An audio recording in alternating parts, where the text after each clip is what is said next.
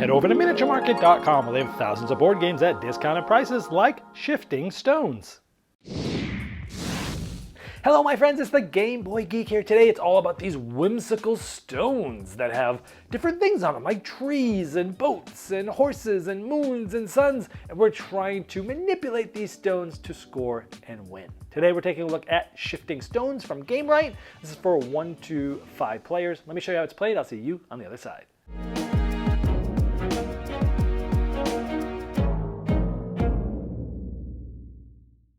In Shifting Stones, you have a 3x3 grid of these tiles, and what you're trying to do is score by getting them in specific configurations. Now these stones, which are these really nice sort of tiles that aren't flat, they actually have a little bit of, let's see if I get in the light. See in that light right there, you can kind of see that they're different, it feels different. It feels sort of three-dimensional. Anyway, these things here, they're double-sided, so this bird sort of becomes that fish, and you can see on this card that this is on the other side of that, and so on and so forth. So you can see what's on the other side of those, and you get to know them pretty well after you've played the game even just once, but after a couple times you won't even need that player aid, you'll know what's on the other side. And that makes sense because the horse and the boat is sort of traveling. These are animals. You have a sun and a moon, and then you have like a seed and a tree. So it kind of makes sense. Now what you're trying to do is score points. The points are at the top. Each player starts with 4 cards. They're secret, but I've got them out here so you can see them. And you're trying to put those tiles in certain configurations, like this red one just right in the middle, or a red one on top of a seed, or this one diagonal here, making sure that there's some sort of tiles there. And you're doing this to try to get these points, but on your turn, you can essentially take as many actions as you want. So let's say I want to try to score this card for 2 points. I need to get it in this configuration. I see a tree here, and we need to get this red one here. Now remember, the other side of this is red. So what you could do is we could discard any card. So I discard this, and for that card I can do one of 2 things. I can swap any 2 adjacent ones, not diagonally, but adjacent, and I can spend another card to either swap again or flip something. So boom, I've got that. And now I can play this card and say, look, hey, I've got it. I've got this, and diagonally down there is that. We have 2 other tiles here, and I'd scored. I get to put this in front of me at the end of the game. This is going to be worth 2 points. However, let's say I did have this card in my hand, and we looked at this, and we have this horse over here. We have a tree up here. We have the seed down here, and all we need to do is get a boat here. And as I showed you in the player aid, the boat on the other side of the horse, which is this. So literally in 2 moves. So let's say it was the beginning of my turn. I could say, you know what? I'm going to discard a card out of the game, and I'm going to flip this here to the boat, and I'm going to discard another card out of my hand to move this, and I've got that. And so now I actually got this. This would have normally been a really hard one to get, but I'm kind of just showing you how this works. And the reason why this is important is I just made 5 points in basically 3 moves, 2 cards and play a card to score. I did the same amount of moves to get the 2 points earlier. So what you're trying to do is figure out what's the most efficient way to use these cards to move things around and manipulate it, and deciding which cards are you going to discard. You know, if you're going like this, you're like, well, you know what? I want to discard this one because this one's really close to getting done. I might be able to do that next turn. Or you might go, you know what? This is not even close. I'll just get rid of it. I might be able to score this one easy later.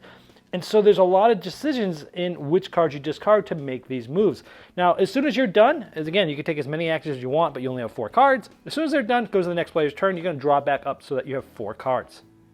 Now, one other thing you do, you can skip your turn and draw 2 cards, so you have a total of 6, but you can't do that 2 turns in a row. Now, you'll simply keep doing this until a certain amount of cards have been scored by any player, depending on the amount of players. So in a 2-player game, you have 10 cards. Well, it's going to end at the end of that round. And then you're simply going to add up all of the cards from the points that you've gotten.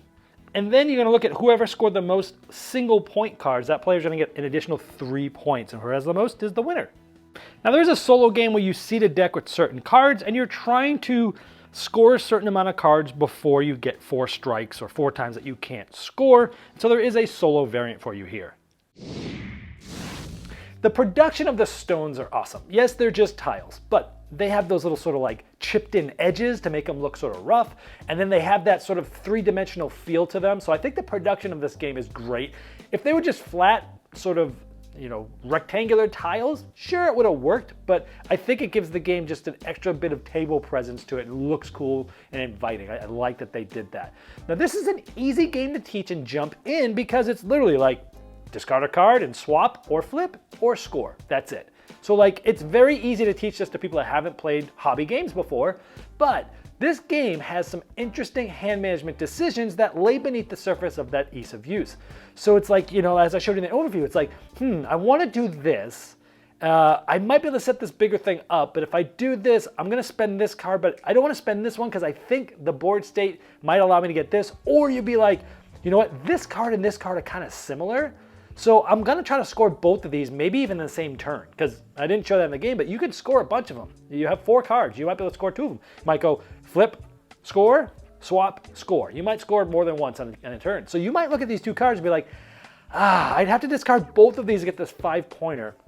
But next turn, or this turn, I'll be able to just spend 1 card, or maybe all 4 of these cards and score both of these, and they're 1s, and they're easier. But again, if you get more 1s at the end, then you got 3, right? So you're always trying to like figure out the best way for the hand management. I think that's the most interesting thing about this game, is deciding when and what to do with each of the cards depending on the board state. I like that aspect of it.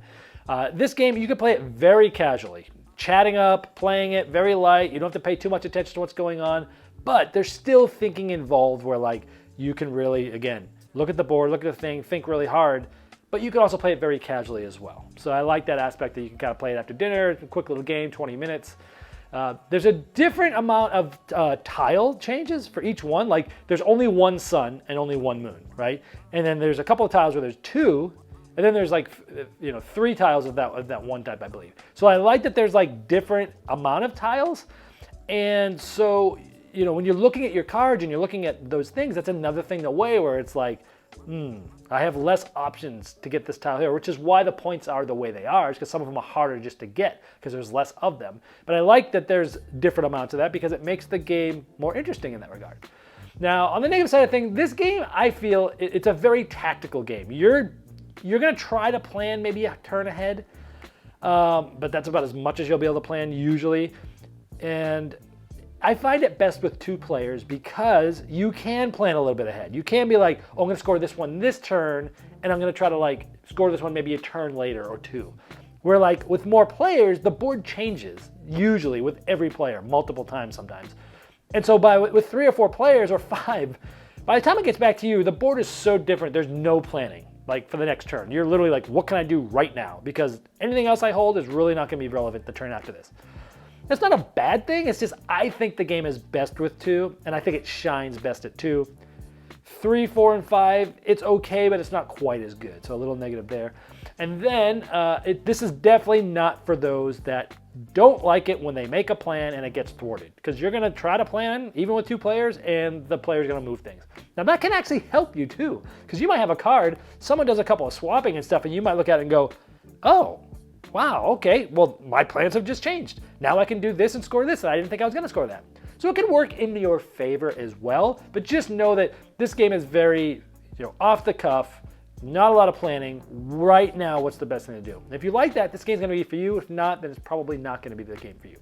But that's it. I really like this game. I think it's a great little sort of, gateway game for players that haven't played a lot of hobby games. And this is Shifting Stones by GameRight. This has been the Game Boy Geek, breaking down barriers, growing relationships through board games by helping you find the next one you'll love. Game Toppers not only transforms your existing table to a high-quality gaming solution, they now offer full leg kits and dining cover solutions for the full table application. Paired with their amazing thematic premium stitched edge mats, collapsible cup holders, and really cool accessories, it is a complete system that upgrades every game you play. Get in on the goodness of Game Toppers 3.0 on Kickstarter now, click the link below, or go to GameToppersLLC.com.